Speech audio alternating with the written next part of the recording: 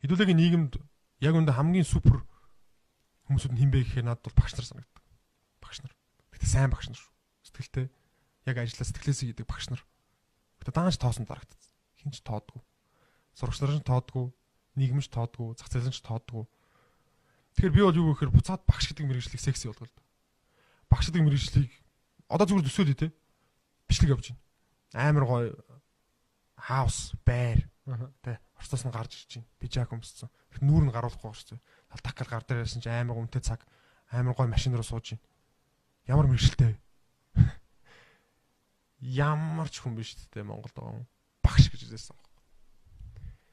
Гэтэ тийм болох ёстой. Хідүүлгийн хариуцлага. Багш гэдэг хүнийг, багшилж байгаа хүнийг, өөрийнхөө мэдж байгаа юмыг түгээж байгаа хүмүүсүүдийг бид нэр хангалттай хэмжээгээр ширлэх ёстой шүү. Ширлэх ёстой, дөвөөлөх ёстой. Гэтэ сайн хийж байгаа хүмүүсүүд. Жинкнээсээ юм зааж байгаа хүмүүсүүдийг тэ суперстар болох ёстой. Тэр хүмүүс угаасаа жинкнээсээ суперстар. Асар хэцүү ажил хийдэг.